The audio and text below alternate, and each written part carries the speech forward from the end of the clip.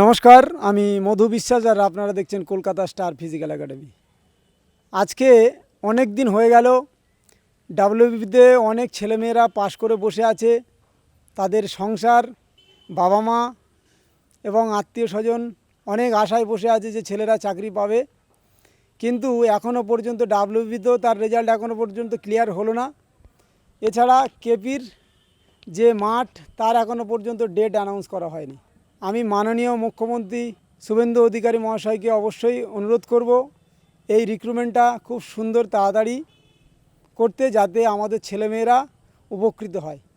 তো আমি আজকে আমাদের যে ছেলেমেয়েরা আছে তাদের কাছে আমি একটু একটু করে যাব, তাদের কি কন্ডিশন, কেমন বলতে চাইছে ছেলেমেয়েরা সেটা অবশ্যই জানবো। তাদের এক্সপিরিয়েন্স কেমন, এখনও পর্যন্ত যে রেজাল্ট বেরোচ্ছে না, কি মনে করছে ছেলেমেয়েরা, কি ভাবছে দেখি একবার, কি মনে হচ্ছে? রেজাল্টটা একটু দ্রুত দিয়ে দিলে ভালো হয়। ডব্লিউবি রেজাল্ট, তারপরে পেছনে কেপির মাঠ আছে, রেজাল্টটা দিয়ে দিলে একটু উপকৃত হতাম, টেনশনটা কমতো, মাঠটা হয়ে গেলে। মানে বাড়িতে খুব চাপ আছে তো নিশ্চয়ই? হ্যাঁ, অবশ্যই। হ্যাঁ দাদা, অবশ্যই বাড়িতে চাপ তো আছেই। এছাড়া রেজাল্টটা যদি না দেয় আমরা এর পরবর্তী কী করবো, আরও আমাদের অনেক এক্সাম আছে, এদিকে আমরা এটা পাসও করে আছি, তার রেজাল্টও দিচ্ছে না, এদিকে মাঠের প্রিপারেশান নিচ্ছি। সব কিছুর জন্য রেজাল্টটা যদি তাড়াতাড়ি বের করে দেয় তাহলে আমরা একটা সিদ্ধান্তেও আসতে পারবো। তাই আমারও অনুরোধ থাকবে যে তাড়াতাড়ি যাতে রেজাল্টটা বেরিয়ে যায়।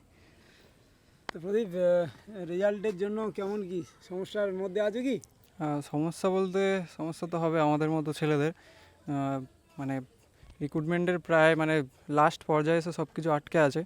তো সরকারের কাছে এটাই বলবো যেন তাড়াতাড়ি এটার ঠিকঠাক সঠিক পদ্ধতিতেই সৎভাবেই রিক্রুটমেন্টটাকে কমপ্লিট করা হয়, তাহলে আমাদের মতো অনেক ছেলেরা মুক্ত হবে আর কি, এটাই বলবো। সরকারের কাছে একটাই বিনীত অনুরোধ, অন্তত ছেলে মেয়েদের জন্য অবশ্যই তাড়াতাড়ি এই প্রসেসটা কমপ্লিট করার জন্য। আর আমরা আরেকবার আমাদের সৌম্যদীপের কাছে, সৌম্যদীপ কী বলবে? রেজাল্টটা খুব তাড়াতাড়ি বের করলে আমাদের ভালো হয়, কারণ বয়সও বেড়ে যাচ্ছে, আমাদের খুব সমস্যার মধ্যে আছি। রেজাল্ট কোনো নতুন রিক্রুটমেন্টও আসছে না, কোনো পুরনো রেজাল্টও বের করছে না। রেজাল্টটা বের করে দিলে আমরা আমাদের মতো যাদের বয়স আস্তে আস্তে বেড়ে যাচ্ছে তাদের জন্য তো খুবই ভালো হবে। আর একটা কথা বলো, শুধু বাড়ির চাপ নয়, বড় হয়ে যাওয়ার সঙ্গে সঙ্গে গার্লফ্রেন্ডের যে চাপ, সেগুলো কিন্তু আছে প্রচুর। বিয়ে তা করবে ছেলেমেয়েরা, গার্লফ্রেন্ডগুলো মাথা খারাপ করে দিচ্ছে, যেটা বাস্তব। কিন্তু যদি কষ্ট হয় কিছু করার নেই, কারো খারাপ লাগলেও কিছু করার নেই, এগুলো কিন্তু বাস্তব। তো এইভাবে যদি আরও অনেক দিন দেরি হয়ে যায়, সত্যি ছেলে মেয়েগুলোর বিয়ে থা দিতেই সমস্যা হয়ে যাবে। মেয়েগুলোরও বয়স বেড়ে যাচ্ছে, ছেলেগুলোরও বয়স বেড়ে যাচ্ছে। যদি বয়সের ঠিকঠাক টাইমে যদি বিয়ে না হয় তো বিপদ হয়ে যাবে। তো তাই সরকারের কাছে অবশ্যই বলবো এই রিক্রুটমেন্টটা সুন্দরভাবে পরিচালনা করে সৎভাবে অবশ্যই যাতে সুন্দরভাবে কমপ্লিট করা যায়। আর ছেলেমেয়েরা এই আশায় থাকবে।